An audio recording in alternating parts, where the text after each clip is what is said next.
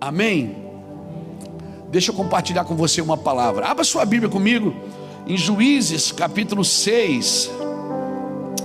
Oh, Espírito de Deus, obrigado por estar aqui, Senhor. Eu prometo te dar toda a honra, toda a glória, todo o louvor, todo o domínio. O Senhor é o meu Deus, o meu amigo. Nada que eu tenho é meu, nada que eu sou é meu, nada que eu posso é meu. É o Senhor quem pode todas as coisas. É o Senhor que nos fortalece. Sim, Deus.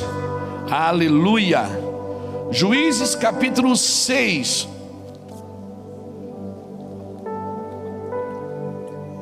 Versículo 11 diz assim: o anjo do Senhor veio e assentou-se debaixo do carvalho que está em Ofra, que pertencia a Joás, o Ebiesrita, onde Gideão, seu filho, estava malhando trigo no lagar para o esconder dos midianitas. Quando o anjo do Senhor apareceu a Gideão, lhe disse: o Senhor é contigo, ó homem valente. Gideão lhe respondeu: ai, Senhor meu, se o Senhor é conosco, por que tudo isso nos sobreveio?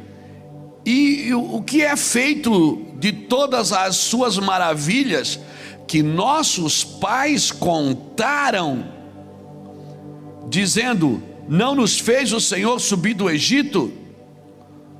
Porém agora o Senhor nos desamparou e nos entregou na mão dos midianitas. O Senhor olhou para ele e disse: vai nesta tua força, livra Israel das mãos dos midianitas, pois eu te enviei.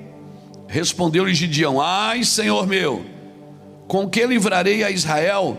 Minha família é a mais pobre em Manassés, e eu o menor da casa de meus pais. Amém?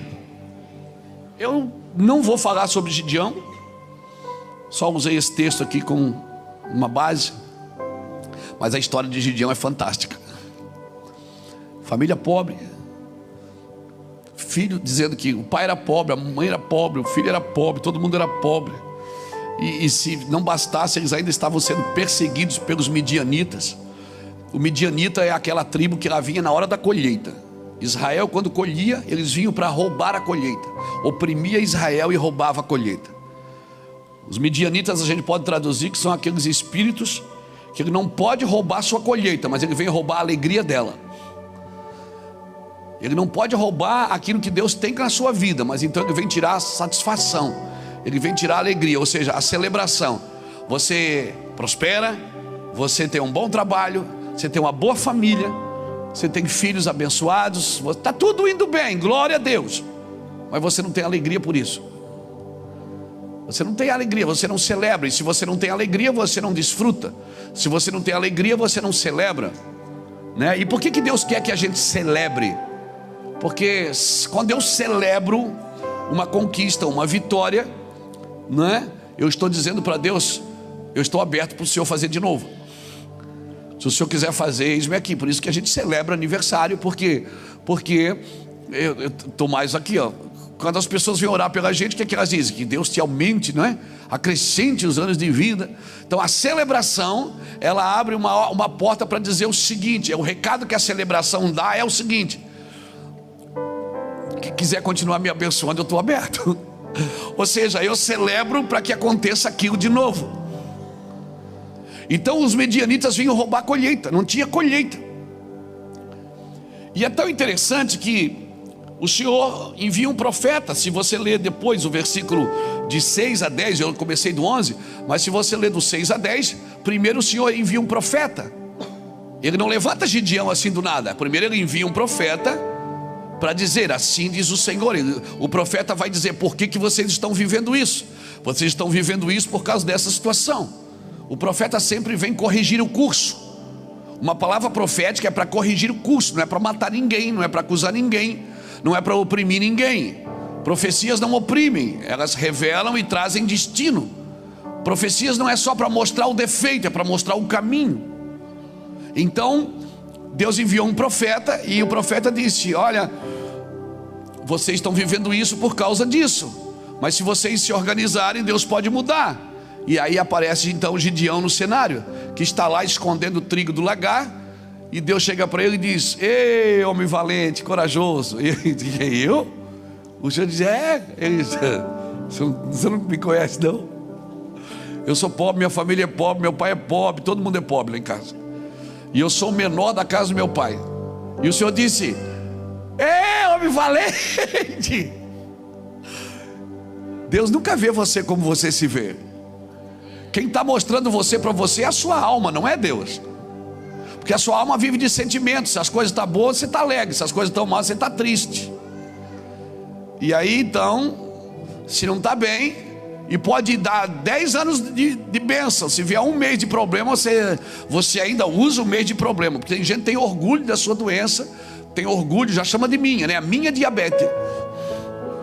Ele já tomou posse da diabetes. A diabetes nem sabe que é dele, ele já acha que é. Diz assim: eu tenho a minha dor na perna, essa minha dor, ele tomou, é dele, ele pegou, é meu, ele tem prazer naquilo. Tem que tomar cuidado, essas coisas não são suas. Tem gente que celebra a enfermidade, celebra o problema. Fala para o outro, diz assim: cara, a minha perna aqui dói, incha aqui. O outro diz: a tua encaranga. Ele disse: não, a minha encaranga, a minha é pior que a sua. Aí você vai falar de úlceras. Eu tenho uma úlcera, cara, aqui, aperta aqui. Aí o outro diz: isso aí, aperta aqui. A tua sangra? Não, a minha sangra. Quer dizer, a minha é sempre pior que a sua, né? As bênçãos do Senhor, as pessoas têm prazer de contar suas derrotas. Então Gideão disse para o anjo: não, eu não sou. O Senhor é comigo? O Senhor é comigo o quê? Eu sou pobre, minha família é pobre, meu pai é pobre, mora ali em Itajaí. O Senhor é... Não. E aí ele faz uma pergunta, ele disse: se o Senhor é comigo, aonde estão as maravilhas que os nossos pais contaram? Ou seja, meu pai era crente, meu avô era crente, meu bisavô era crente, todo mundo era crente. Cadê o Deus que tirou a gente do Egito? Por que a gente está vivendo essa maldade? A gente sempre está culpando a Deus, irmãos, sempre apontando para Deus. O problema sempre é Deus. Deus é muito mal, Deus é injusto, Ele abençoa o vizinho e não me abençoa. Querido, Deus é bom em todo tempo e faz tudo perfeito ao seu tempo. Se tem alguma coisa errada, sou eu, parte de você, não é de Deus. É nós que estamos vivendo. A minha pergunta é: será que eu e você estamos vivendo de acordo com aquilo que Deus determinou? Talvez os nossos pais viveram e a gente não está vivendo. Então, se a rota mudou, o curso mudou, não foi Deus. Deus não há sombra de variações nas suas decisões. Deus não tem problema de autoestima. Deus não tem problema para abençoar ninguém. E se Deus quiser te abençoar, Ele te abençoa. O problema é: para quê? Você vai fazer o quê? Com o quê? Qual é o objetivo? Você vai fazer o quê para isso? Porque Deus pode abençoar qualquer um, irmãos. O problema é: Deus não dá a bênção pela bênção. A bênção, ela tem que ter um propósito, não tem a ver com a sua ambição. E Deus não está aqui para abastecer as suas necessidades. Deus, necessidade Ele supre, mas Ele não investe em necessidade. Escute isso, porque isso vai mudar a sua vida. Deus não investe em necessidade. Em necessidade Ele supre. Então como é que eu saio da necessidade? Quando você pegar essa necessidade e apresentar a Deus para viver a um propósito. Deus não investe em ambição, Deus investe em propósitos. E se eu ando no propósito, certamente serei livre da ambição e da necessidade. Então, Dan falou uma coisa essa semana lá em Ponta Grossa que me chamou muita atenção.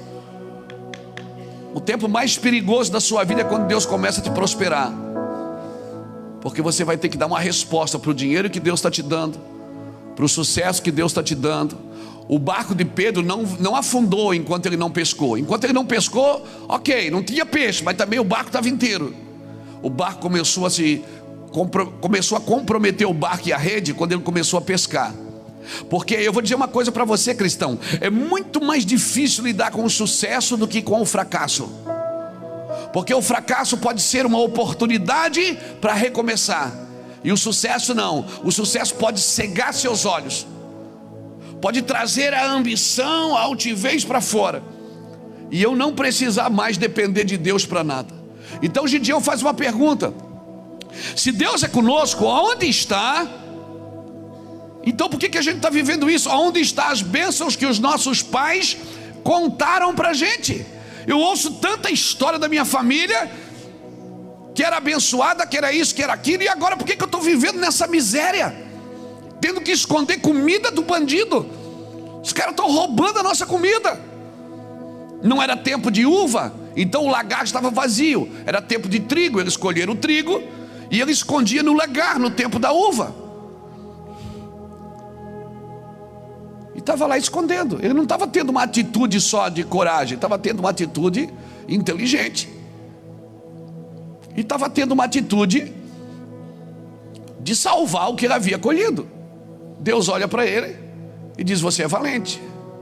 Ou seja, você não ficou reclamando, você foi fazer alguma coisa.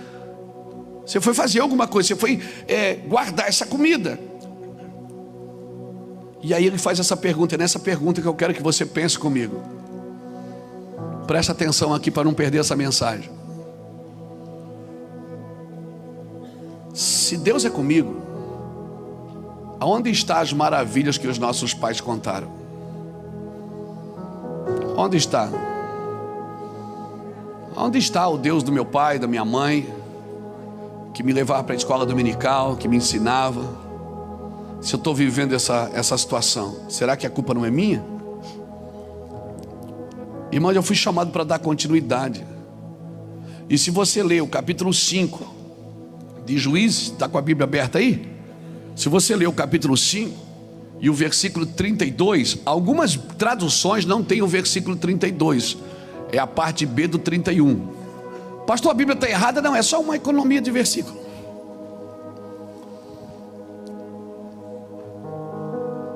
Bota aqui para mim, Juízes 5:32. Fica comigo aqui, tá? Se eu citei a Bíblia, você não precisa nem perguntar, só pode botar.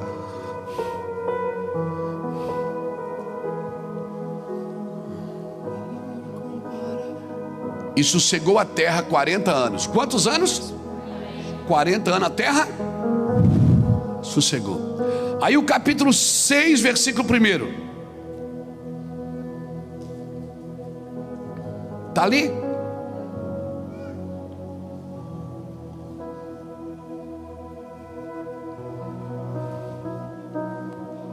Porém os filhos de Israel fizeram o que parecia mal aos olhos do Senhor, e o Senhor os deu na mão dos midianitas por 7 anos.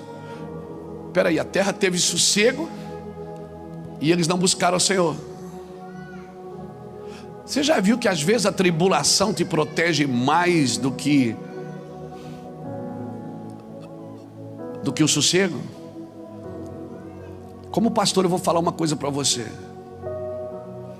Eu não sei o que aconteceu.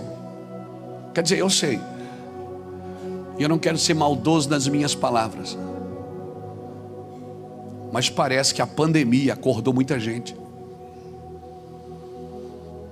Qualquer igreja dessa nação que eu vou, terça-feira eu vou estar em Campinas, terça e quarta, lá com o pastor Juscelio. Quinta e sexta em Campo dos Goitacás, no Rio de Janeiro. Toda igreja que eu vou agora, tem gente na rua esperando para entrar. As pessoas estão com lágrimas nos olhos, com fogo no coração. Elas entenderam que Deus não quer o mal de ninguém, irmãos. Deus não quer tirar suas riquezas. Como um bom pai, Ele é disciplinador. Quem aqui já feriu o filho com uma vara, com chinela havaiana de pau? Né? Aquele chinelo teleguiado que a mãe joga, se ele dá a volta na casa e pega você já saído no portão. Ele é teleguiado. Quem já disciplinou o seu filho e depois ficou com dor no coração? Disciplinou, não judiou. Aí quem precisa apanhar é você. Eu já disciplinei meu filho, que eu fiquei com dor. Por quê? porque eu tive que disciplinar. Porque só disciplina quem ama, irmão. Por isso que a Bíblia diz: se estás sem disciplina, não és filho, és bastardo. Deus, ele açoita, repreende e disciplina aquele que tem por filho, que ama. Então você está orando para Deus pegar o ímpio lá fora, e Deus está dizendo: eles ainda não me aceitaram como pai, você já. Então eu não posso tocá-los sem primeiro tocar em você. Quem vai ser disciplinado pelo Senhor primeiro é a igreja, irmãos. Somos nós que nos intitulamos filhos de Deus, cristãos em Jesus Cristo. O Senhor tem legalidade para tocar na gente, porque Deus trata da impiedade com juízo, mas trata do crente com justiça. Se Deus está te repreendendo, se as coisas estão acontecendo, é porque Deus é Pai. Para mim, o maior atributo de Deus é a sua paternidade. Eu fui um cara criado sem pai, meus irmãos. Talvez você também já teve essa experiência. Hoje eu liguei para meu pai, ele estava dentro de casa. Meu pai tem 76 anos, ainda tem caminhão, está na estrada. Ligou: estou passando aqui, estou chegando em Curitiba, estou indo não sei para onde, para Minas, eu acho. E eu disse: pai, tudo bem? Tudo bem. Eu queria passar aí para te dar um abraço, para o Luiz, para o Júnior, mas eu soube que vocês chegaram de madrugada, então como eu saí cedo, deixei vocês dormir. Nós somos criados sem pai. E eu sempre tive dificuldade de ver Deus como pai, porque a falta da figura do pai, ela impede principalmente 3 coisas na sua vida: proteção, direção e limites. Uma criança criada sem pai, sem o destino de um pai, sem a palavra de um pai, porque conselho qualquer um pode dar, mas destino, irmão, quem dá é o pai. Se o pai ficar chamando o filho de vagabundo, o pai não espere outra coisa dele a não ser se tornar um vagabundo. Se o pai chama o filho de malandro, não espere outra coisa dele, você está determinando o que ele vai ser. Porque o pai dá destino, e dá destino por onde? Com a sua voz e com o seu toque. Por isso que tudo que Deus criou, Ele criou pela palavra. Mas o homem não, o homem, Deus disse façamos. Deus não disse façamos árvore, Ele disse terra produz árvores. Mas o homem, Ele disse façamos. Essa palavra fazer conota o quê? Deus tocou em mim, Deus me formou, Deus, Ele me construiu. Então a minha relação com Deus é uma relação de toque. Um pai não pode governar sua casa só com palavra. Quem manda aqui sou eu. Um pai precisa governar sua casa com toques, com abraços, com beijos.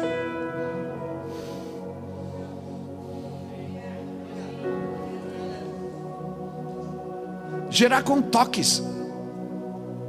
Não é só dar ordem, é dar afeto, é dar carinho, é dar chamego. Chamego num marmanjo desse. É marmanjo. Eu tenho 55 anos, meu pai tem 76.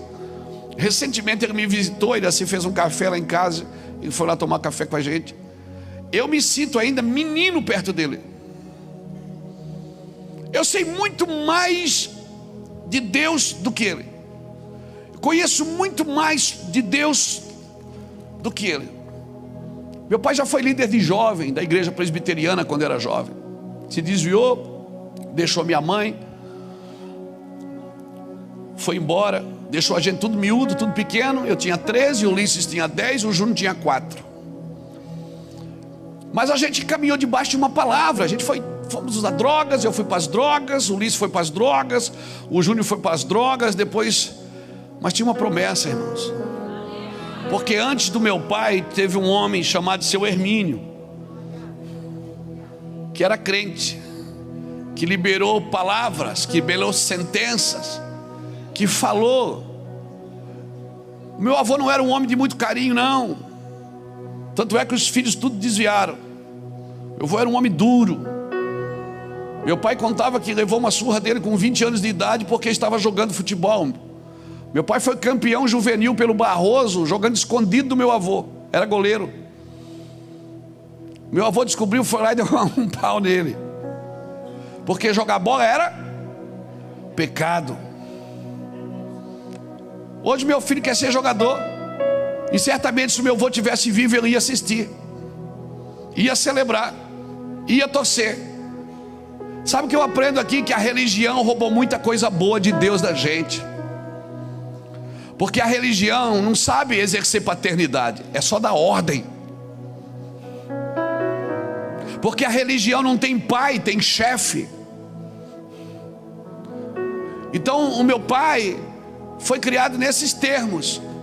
Ia para a igreja obrigado. Minhas tias, meus tios, tudo iam para a igreja obrigado. Porque se fizesse alguma coisa errada, ia para o inferno. Então era mais medo do inferno do que amor ao próprio Deus. Isso foi construído, foi imbuído neles, sabe, eles foram treinados dessa forma. Então meu pai casou-se com a minha mãe quando se viu livre, foi curtir a vida, foi aproveitar a vida. E hoje eu sei, meu pai tem bisneto que ele não conhece o nome. Tem bisneto que ele não sabe o nome. Mas eu vou falar para você, ele é um bom homem. E ele vai ser salvo, Luiz. Olha, a minha Bíblia diz que se os pais não converterem o coração dos filhos, ah, meu Deus, os filhos converterão o coração dos pais. E debaixo dessa nuvem, embora ele fez tudo errado, e eu sei que hoje em muitos lugares ele se arrepende, ele cresceu, né? Nós crescemos longe dele, os nossos filhos cresceram longe dele. Ele não curtiu os filhos, não aproveitou os filhos. Então a gente viveu debaixo de muita pressão. E eu nunca vi Deus como pai. Deus para mim era um homem que abençoou o vizinho, mas não abençoou a minha casa. Porque eu olhava para a vida do meu vizinho, ele tinha carro, ele tinha casa, os filhos dele faziam faculdade, e eu não tinha o meu pai em casa. Chegava Natal, Ano Novo, nós íamos nas festas da família de amigo secreto. Ninguém nunca queria pegar a gente como amigo, porque a gente não tinha o que dar para o amigo. Mas graças a Deus, uma família amorosa, que sempre cuidou da gente. Por que eu estou falando isso para você? Porque talvez essa seja a sua história aqui hoje. Enquanto você não tiver uma relação com Deus de pai, você vai perguntar: por quê? Se Deus é comigo, o senhor está dizendo aí que Deus me ama? E onde é que estão as maravilhas? As maravilhas que os nossos pais viveram. Eu vi o meu avô chorar, chorando pelo almoço, orava e chorava. E eu não podia imaginar que aquele Deus que o meu avô servia tinha abandonado a minha casa. Mas ele liberava sentenças, liberava palavras. Deus vai abençoar nossa família. Deus, nós temos o sangue de Jesus, corre na nossa casa, corre na nossa família. Hoje eles estão fora, mas um dia eles vão voltar. E está voltando, irmão. A palavra os encontrou. Amém? Porque tudo que Deus constrói, constrói pela palavra. Provérbios diz que do fruto da boca do homem farta-se o seu ventre, da colheita dos seus lábios ele se satisfaz. A morte e a vida estão no poder da língua. E nós somos encontrados. Nós somos encontrados, pastor Beto. Fomos encontrados pelo Senhor. E fomos restaurados, e o sacerdócio foi restaurado na nossa casa. E certamente meu pai vai ser salvo. Vai, pastor, vai. Por quê? Porque ele tem filhos ungidos. Foi ele que ungiu? Não. Talvez nós não poderíamos usá-lo como referência para algumas coisas, mas a festa ainda não acabou, irmãos. E o Senhor, Ele pode restaurar todas as coisas num piscar de olhos, num estralar de dedo. Uma palavra liberada. Então, enquanto eu não tive Deus como pai, eu nunca fui restaurado na minha proteção, na minha direção e nos meus limites. Diz que eu virei bandido, não tinha limite. Não tinha limite para nada. Eu fazia as minhas leis. Por isso que eu fazia as minhas proteções, eu não me sentia protegido. Não tinha direção, eu fazia a própria direção. Vamos por aqui. Proteção, direção e limites. É coisas que faltam para uma criança que é criada sem pai. Então você que está aqui, que é pai, que é filho, pense nisso. Pastor, como é que restaura isso? Vou para a igreja? Vou virar para crente? Vou dar o dízimo? Não! É você começar a construir com um Deus uma relação de pai. Porque a Bíblia é um pai e um filho trabalhando juntos. O pai no velho e o filho no novo. No velho o pai está sempre dizendo que o filho vai nascer. E no novo o filho está sempre dizendo que o pai vive para todo sempre. É um apontando para a vida do outro. A Bíblia é pai e filho trabalhando juntos, irmãos. E talvez uma das coisas mais primordiais que precisam ser restauradas na igreja é a paternidade de Deus. Deus é um bom pai, que vai trazer para você proteção, que vai trazer para você direção, que vai trazer para você limites. O padrão de continuidade é pais e filhos. O padrão de continuidade é família. O padrão de continuidade não é um ministério abrir igreja aqui, igreja ali, igreja lá. Não, vamos abrir uma igreja em todo o bairro da cidade. Não é, esse não é o padrão de continuidade. O padrão de continuidade é famílias restauradas no altar do Senhor. O padrão de continuidade é filhos restaurados. Então, aqui para mim, se você é filho, eu estou profetizando agora. Se você é filho e está com problema com a sua família, com os seus pais, vai e conserta, velho. Vai lá amanhã e restaura. Porque se você quer continuar, mas o meu pai não foi um bom exemplo. Eu vou te falar uma coisa: se o pai não foi um bom exemplo para o filho pode se tornar um bom exemplo para o pai. Se o pai não converter o coração dos filhos, os filhos podem converter o coração dos pais. Amém? Amém? Às vezes ele não teve. Meu pai foi vítima da religião também. Foi vítima da religião. Foi criado na igreja, mas foi vítima da religião. Alguém já disse que a religião é o ópio, é a droga que deixa as pessoas insanas. Nós precisamos dar continuidade. Abra sua Bíblia comigo no Salmo 78. Oh, aleluia. Eu sinto uma unção de restauração aqui, meu irmão.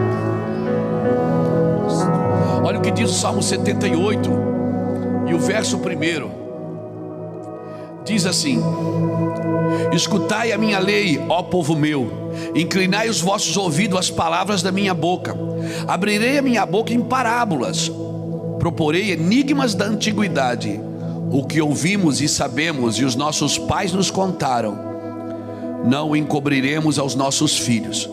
Mostraremos à geração futura os louvores do Senhor, assim como a sua força e as maravilhas que fez.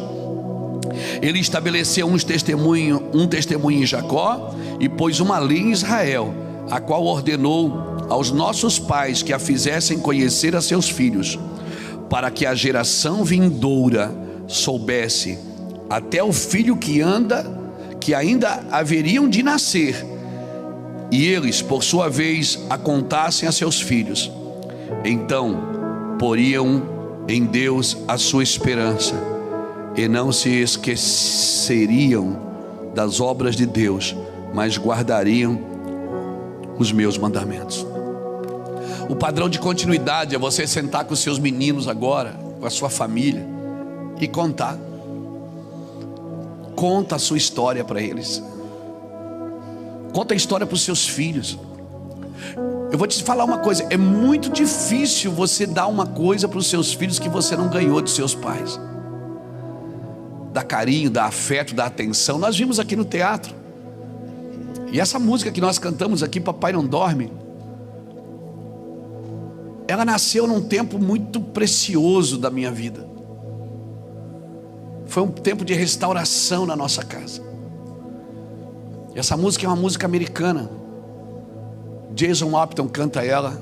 E quando ele veio ministrar aqui, eu pedi: Jason, deixa eu traduzir essa música, deixa a gente cantar essa música. Meu genro traduziu a música e ele me deu a música: pode cantar. Nós fizemos algumas mudanças para as letras encaixarem. Não mudamos o sentido da música, mas mudamos a letra. Papai não dorme, papai não se cansa, não me assuste se troveja quando estou com meu pai.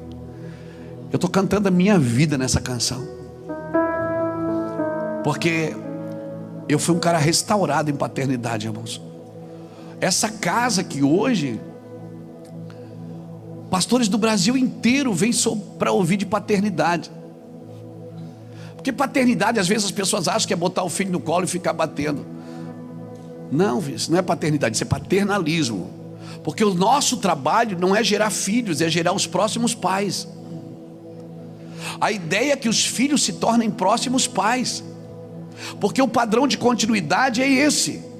Nós não vamos parar, nós vamos contar as maravilhas que o Senhor fez na nossa vida. Até as derrotas, quando eu conto para os meus filhos hoje, eu conto com alegria. Eu conto rindo, dando risada das coisas de errado que a gente fez. Como nós somos restaurados em algumas coisas, para que eles celebrem e eles percebam que eles não precisaram viver a mesma coisa. E eu só espero que Juízes capítulo 5, versículo 32 não se cumpra na vida deles. Ou melhor, capítulo 6, versículo 1. Porque o meu trabalho como um filho que foi restaurado é gerar um ambiente de paz e de sossego aos meus filhos.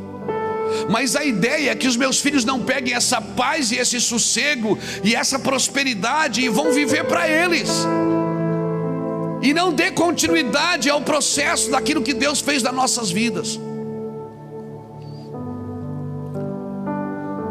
Porque às vezes é muito difícil você manter uma unção que não te custou nada. Às vezes é muito difícil os nossos filhos, eu falo isso para os meus filhos, às vezes é muito difícil você manter uma coisa que não te custou nada.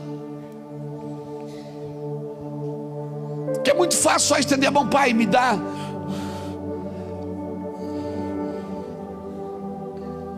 Quando nós não tivemos paz para dar. Mas o meu propósito aqui com essa palavra, irmão, é que você sente e conte as suas histórias para os seus filhos. E diga que o seu sentido de protegê-los é para que eles não precisem viver essa mesma história. O seu sentido de discipliná-los é que eles não precisam viver. A minha oração é só que eles não sosseguem tantos, que não dê continuidade. Porque se você for analisar, Deus deu muito mais misericórdia. A expressão da misericórdia de Deus foi muito maior na vida de Davi do que na vida de Salomão. Por quê? Porque Davi não teve uma referência,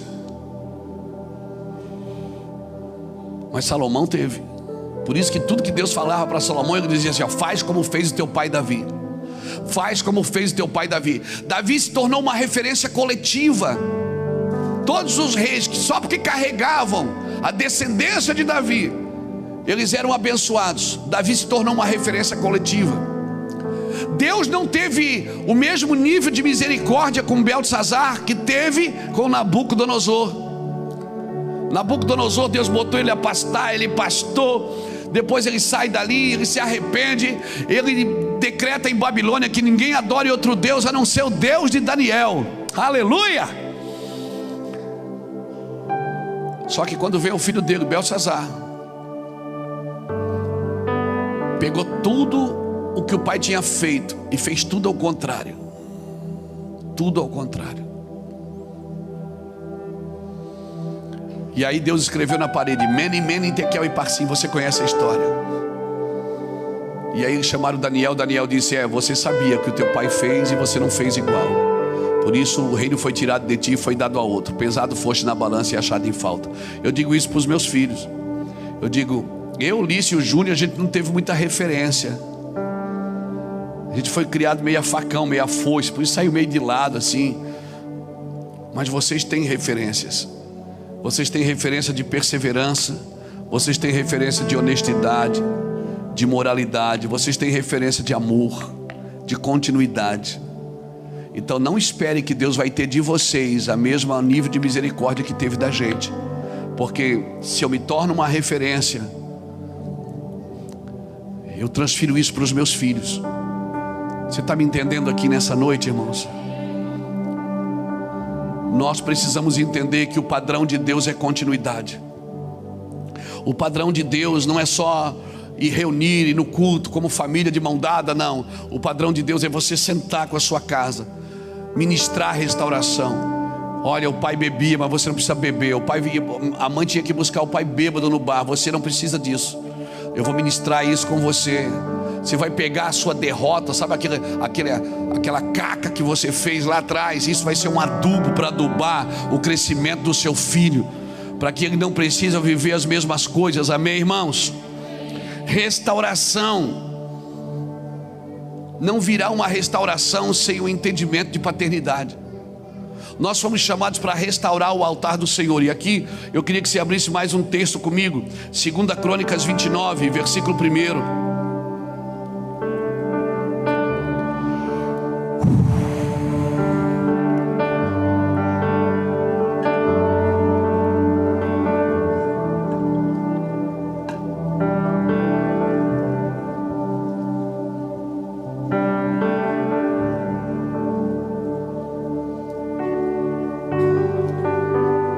2 Crônicas 29, versículo 1 diz assim, ó: tinha Ezequias 25 anos de idade quando começou a reinar, e 29 anos reinou em Jerusalém. Era o nome da sua mãe Abiá, filha de Zacarias, e ele fez o que era reto aos olhos do Senhor, conforme o que fizera Davi seu pai. Mas ele não era filho de Davi, irmão.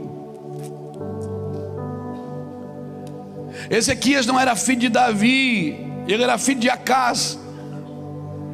E a Bíblia diz que ele fez tudo que era reto como seu pai Davi. Por quê? Porque embora ele não tivesse referência biológica, ele achou uma referência nas escrituras. Davi, ele era da descendência. Ele olhou para o rei Davi e disse: esse é meu pai, eu vou fazer o que ele fez. Sabe o que eu aprendo aqui? Existe uma paternidade espiritual, que mesmo que a sua paternidade biológica falhou com você, existe uma paternidade espiritual que pode trazer você de volta para os trilhos.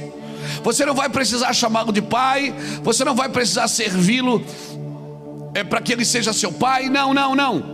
Mas existe uma paternidade espiritual, uma paternidade que não é biológica, não está no sangue, não corre nas veias. Eu vou falar uma coisa para você. Talvez eu não tivesse uma referência biológica na minha casa como paternidade. Nós não tínhamos em casa, não estava ali, meu pai não estava ali. Mas Deus preparou nessa minha caminhada de evangelho alguns homens que se tornaram referências para mim, que ocuparam um lugar no meu espírito, que ocuparam um lugar na minha alma, como pais, verdadeiros pais espirituais. Ezequias tinha uma referência, ele fez tudo que era reto como Davi seu pai. Ele era filho de Acás, mas seu modelo de paternidade era Davi. E como eu disse, muitos reis receberam um tratamento especial. Por quê? Só porque tinham Davi como referência. Davi se tornou uma paternidade coletiva. Você já imaginou você se tornar uma paternidade coletiva, não só para os seus filhos que estão aí no seu colo, mas para os seus vizinhos, para a sua geração? Você já pensou nisso, meu irmão? Você se tornar uma paternidade coletiva para as pessoas que te ouvem, só porque você está ministrando no coração delas. Deixa eu ler o resto aqui para você. Versículo 3: ele no primeiro ano do seu reinado, no primeiro mês, abriu as portas da casa do Senhor e as reparou. Trouxe os sacerdotes e os levitas, ajuntou-os na praça oriental e lhes disse: ouve-me, ó levitas, consagrai-vos agora. E consagraram a casa do Senhor, Deus de vossos pais, e tirai do santuário toda a imundícia.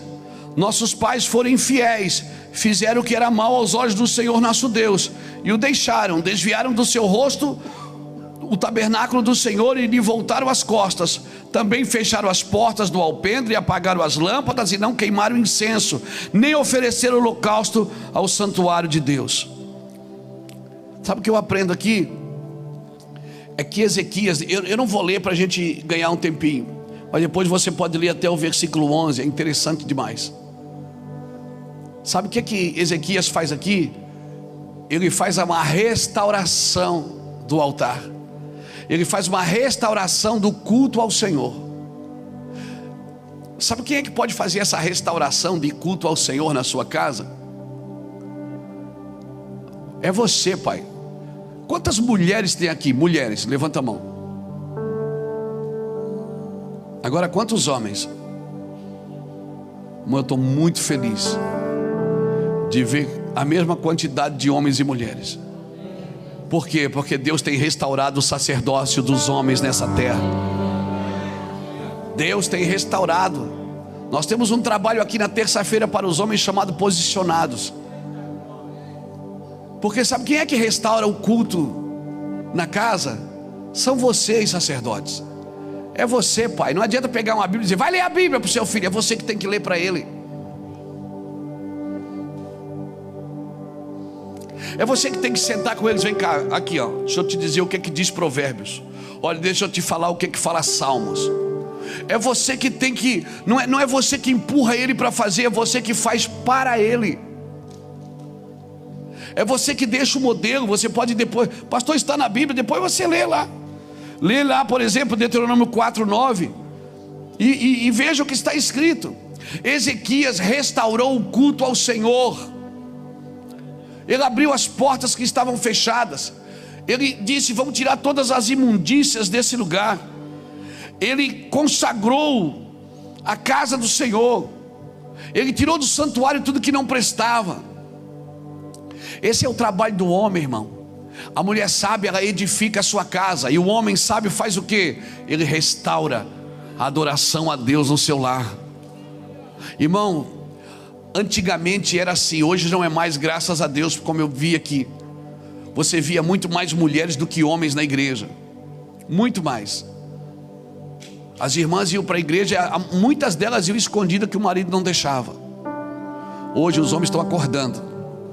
Amém? Eles estão acordando. Eles estão até chorando no culto. Verdade? Na minha particularidade, eu acho que Deus só usa homem chorão.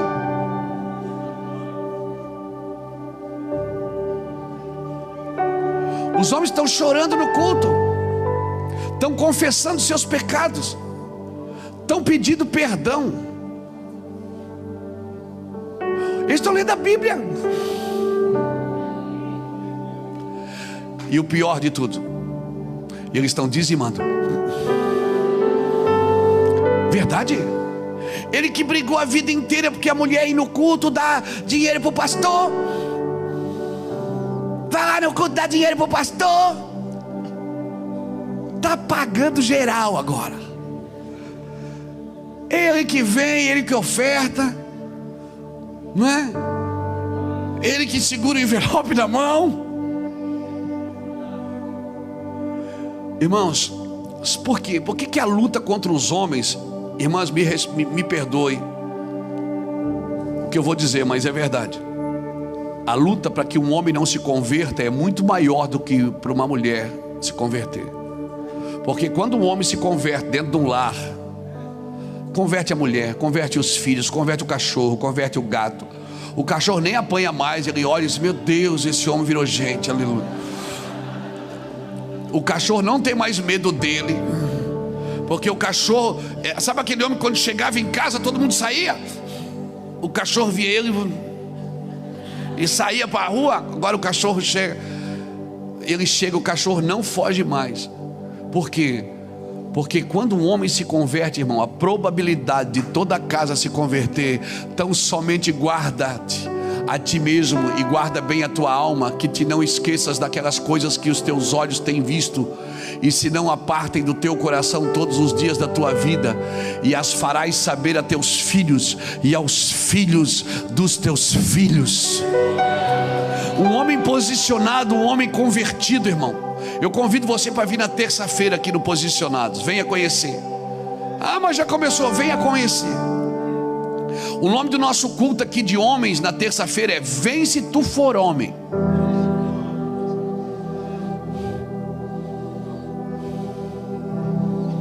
Está liberado, você não precisa trazer oferta não. Sem oferta.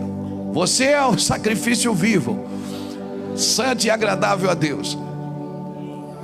Porque não se restaura por métodos. Não adianta você querer restaurar por métodos. Não adianta. A adoração na sua casa, quem restaura é você. Sua esposa, ela restaura a casa, cuida das coisas, cuida de tudo.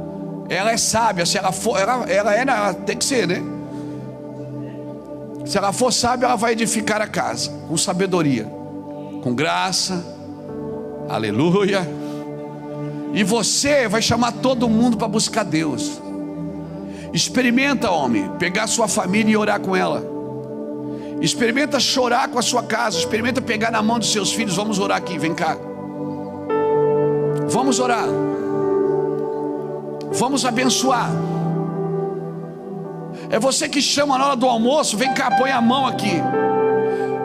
Por que você está falando isso? Eu estou tentando ajudar você a restaurar a adoração, o lugar de Deus na sua família. Isso é paternidade, irmãos. Porque se isso for restaurado, seus filhos serão restaurados, sua casa será restaurada. Nós fomos criados sem pai, mas como eu disse, o meu avô, eu ia na casa do meu avô. Todo dia meu avô fazia culto de manhã, antes do café da manhã, todo dia. Se você dormisse lá, quisesse tomar café da manhã, tinha que participar do culto. Não tinha café para quem furava o culto, irmão. Furou o culto, tem que esperar. Ele respeitava. Não quer participar, tudo bem, fica lá fora, mas vai ter que esperar. Porque ninguém come nessa casa sem primeiro adorar a Deus. Amém, irmãos? Você está com a faca e com o queijo na mão, querido. E essa oração Jesus ensinou você a orar. Pai nosso. Jesus uma vez, ele não disse que ia para o céu. Você vê Jesus dizendo eu vou para o céu? Ele disse eu vou ao. E não vos deixarei órfãos. Enviarei o Espírito Santo. E o Espírito Santo está aqui para quê? Para quê? Para me encher de poder, de unção? Não. Ele está aqui para me revelar o Pai. Ele disse, você não vai ficar órfão, Luiz. Ele vai ensinar quem é o Pai dos céus para você. Amém? O trabalho do Espírito Santo é me tirar da orfandade. O trabalho do Espírito Santo é me libertar da orfandade. O trabalho do Espírito Santo é tirar toda a tristeza, da carência, da falta de paternidade. E nós queremos orar por você hoje aqui. Eu estou debaixo de uma sentença. Eu estava em casa hoje, essa mensagem surgiu, bum, pulou dentro de mim. Eu até ia ligar para alguém pregar, porque eu estava cansado do evento. Ia ligar para alguém ministrar hoje. Não, eu vou falar de paternidade. Eu tenho legalidade para falar de paternidade. Eu tenho legalidade porque eu não aprendi isso em sala de aula, eu vivi no sangue. Eu tenho legalidade para libertar você dessa carência afetiva de pai. Amém? Amém? Glória a Deus. E eu quero orar com você antes dessa reunião terminar. E tem que ser homem para isso. Você que foi criado sem pai.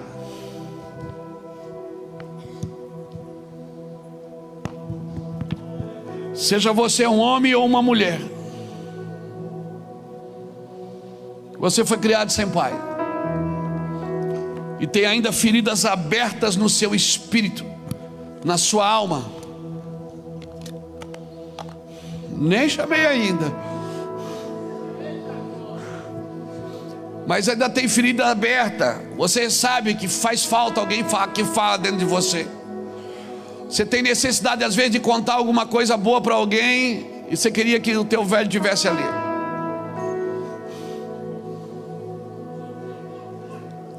Hoje eu tenho procurado dar uma coisa para os meus filhos que eu não recebi. E eu sempre digo para eles, tenha paciência comigo. Pai, demora um pouco, mas o Pai vai abençoar você. Você que tem necessidades de ser tocado pelo seu Pai. Não quero emocionar você, mas hoje Deus vai curar você aqui. Eu sinto uma ruptura aqui hoje. Essa igreja, ela está debaixo de um manto de paternidade. Mantos estão caindo aqui hoje. Talvez você diga: meu pai já morreu, pastor. Como é que eu vou fazer isso? Eu vou dizer uma coisa: como você vai fazer? Você vai entrar em Deus e vai dizer: Deus, o Senhor é meu pai, o Senhor cuida do meu coração. Porque eu vou te garantir uma coisa: todo carinho que você não ganhou, toda afetividade que você não recebeu, toda compreensão que você não teve, o Deus e Pai de nosso Senhor Jesus Cristo enviou o seu Filho para dizer assim: olha, fica tranquilo, porque se você for meu filho, ainda que você morra, você ressuscita. Fica tranquilo, eu vou te usar, vou te dar o meu caráter, vou te dar a minha presença, vou te dar a minha unção. Eu quero orar por você hoje. Há uma unção fresca aqui hoje, irmãos. Há uma unção aqui hoje fresca. Deus vai libertar você hoje. Você nunca mais vai fazer nada para se sentir alguém.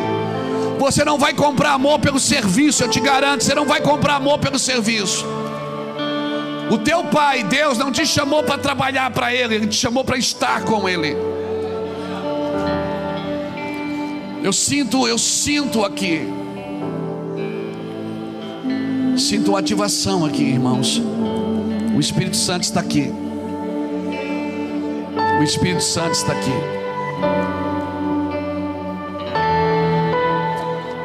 O Espírito Santo está aqui. Quero estar contigo.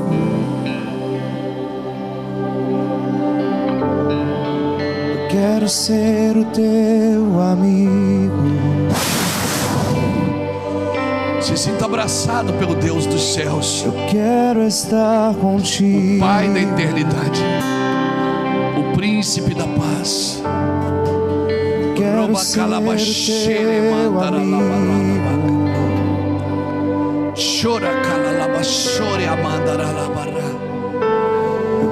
Me ajudem, obrigado pela sua bênção. A sua bênção, meu Pai. Sabe como eu fui tocado com a sua paternidade? Eu até escrevi livros sobre isso, paternidade para as nações. O mundo precisa enxergar Deus como Pai. E aproveitando hoje o Dia dos Pais, eu queria deixar essa palavra no seu espírito. O mundo precisa ver Deus como Pai. Deus não é um velhinho de cabelo branco sentado numa cadeira de balanço com um porrete na mão, esperando a gente errar para nos bater. Não, Ele é um Pai com as mãos estendidas e te chama de filho. Sabe? E o mundo não está esperando Jesus voltar, está esperando a manifestação de quem? O mundo não está esperando que os evangélicos apareçam, está esperando que os filhos de Deus apareçam. Espera a manifestação dos filhos de Deus. Mas como? Como vai vir os filhos de Deus se Deus não é visto como um pai amoroso? Como que eu vou ver Deus como pai se foi pintado para mim um Deus julgador, condenador, maltratador, que maltrata as pessoas? Não, Deus é pai, irmãos. E se eu for infiel, Ele ainda continua fiel, porque não pode negar a sua palavra. Se eu for mal, Ele ainda continua bom. Se eu errar, Ele ainda continua correto. E se eu o trocar por qualquer coisa, mesmo assim Ele ainda me aceita e não me trocará por nada. Ele deixou bem claro que eu sou a sua prioridade. Mude o seu vocabulário. Para mudar seu vocabulário, você vai precisar mudar seu pensamento. Você não pode mais ser visto como uma vítima. Você tem que ser visto como alguém que foi levantado por Deus para trazer a diferença para uma geração. Você não vai poder mais se olhar como uma vítima. Mudando o seu pensamento, você vai mudar o seu vocabulário. Você já não vai mais enfeitar as suas orações. Oh, poderoso Deus! Não. Você vai sentar no tapete da sala e vai dizer: Pai, senta aqui. Eu tenho uma coisa para contar para o Senhor hoje que eu fiz de errado. E, por favor, espere a reação, porque você vai se assustar com o precioso amor dele. A religião tenta sempre pintar um Deus ruim. Chama ele para uma conversa, bate um papo com ele. Talvez você nunca tenha visto com o seu pai biológico, mas comece a ver Deus como pai. Você vai ver o que ele vai fazer na sua vida. E sabe o que vai acontecer? Você vai alcançar virtude o suficiente para derramar sobre os seus filhos uma coisa que você nunca recebeu dos seus pais. E por que você não recebeu dos seus pais? Talvez eles também não receberam dos pais deles. E os pais deles também não receberam dos seus antepassados.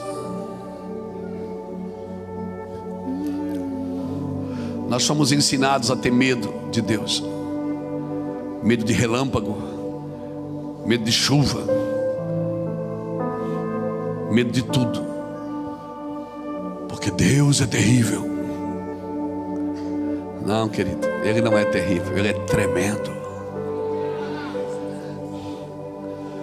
Quero deixar essa palavra dentro do seu espírito hoje. Mas faça isso hoje. Apenas chore com Ele, chame de pai, papai, papaizinho. Começa a cultivar um relacionamento de pai com Ele. Você vai ver. Mas pastor, eu já estou homem, já estou velho. Quando eu entendi Deus como pai, eu já era pastor. E eu entrei em crise, porque como que eu podia abençoar pessoas ainda sendo só um pastor? Eu não tenho mais carência do meu pai. Eu amo meu pai, porque eu achei Deus, achei um pai verdadeiro, o Abba. Cara, foi noites e noites, dias e dias, e até hoje é um papo reto. Não tem curva no nosso papo de pai e filho. Depois, se você puder, não precisa ser hoje, pode ser outro dia, adquira o livro Paternidade para as Nações. Você vai me ver ministrar muito sobre paternidade. Tudo que eu vejo na Bíblia, eu vejo paternidade. Está escrito na minha Bíblia, paternidade para as nações. Essa casa no Brasil, os evangélicos conhecem como uma casa de paternidade. Embora muitas pessoas achem que não, porque paternidade não é ficar coçando a cabeça dos filhos, bajulando, não. Eu não bajulo ninguém. Paternidade é preparar os homens das próximas gerações. Amém, irmãos? Quero deixar essa palavra para você. Põe a mão no seu coração, vamos terminar. Que a gente tem que ir para casa falar com o pai ainda.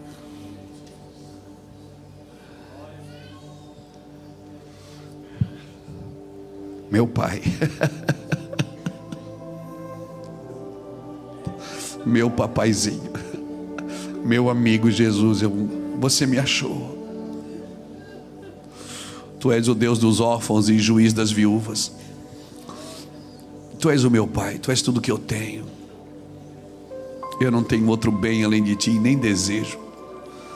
Eu quero te agradecer por essa noite. Nós fomos falando, e o Senhor foi entrando, e o Senhor foi chegando, foi puxando a cadeira, foi sentando, foi enchendo o lugar com o teu amor. O Senhor é irresistível. O Senhor é irresistível. Está no lugar onde o Senhor está, dá vontade de correr para o Senhor. O Senhor é o meu pai, o meu amigo. Eu quero pedir que o Senhor abra uma lacuna no coração de cada pessoa que está aqui hoje. Que o Senhor passe um bálsamo de cura sobre cada vida que está aqui hoje.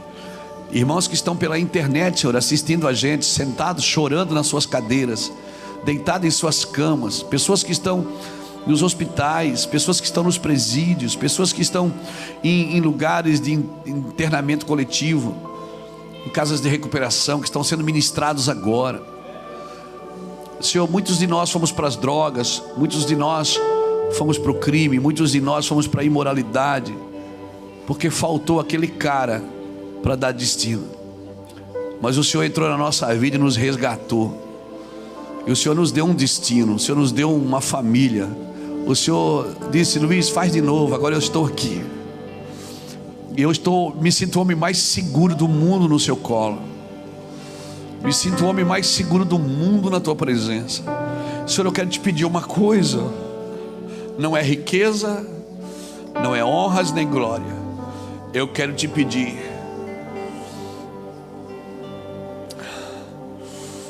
se torne o padrão para o Brasil.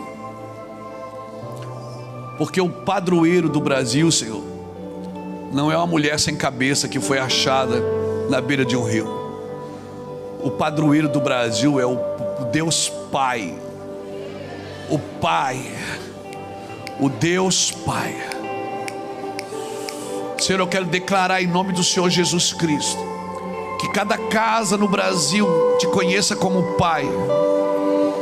Que o Senhor arranque a gente da imoralidade, arranque a gente da idolatria, arranque a gente dos pecados ocultos, que o Senhor arranque a gente da criminalidade, que o Senhor arranque a gente da rebeldia, que a paternidade do Senhor encharque o Brasil com a tua glória, encharque a terra com a tua glória, encharque as nações com a tua glória.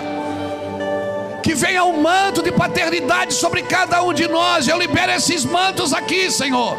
Eu libero esses mantos de paternidade aqui, meu Pai, em nome do Senhor Jesus.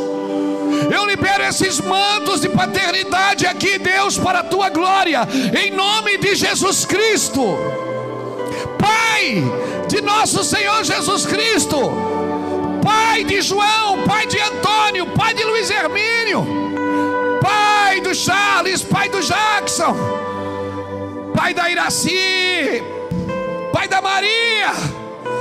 O Senhor é Deus e Pai de todos nós. Meu Deus e meu Pai, obrigado pela tua santidade, pela tua presença, pelo teu grande favor.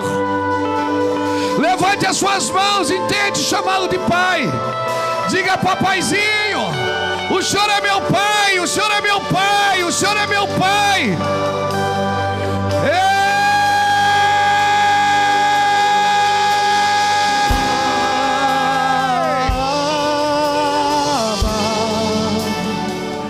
Teu amor nunca falha, sempre me abraça.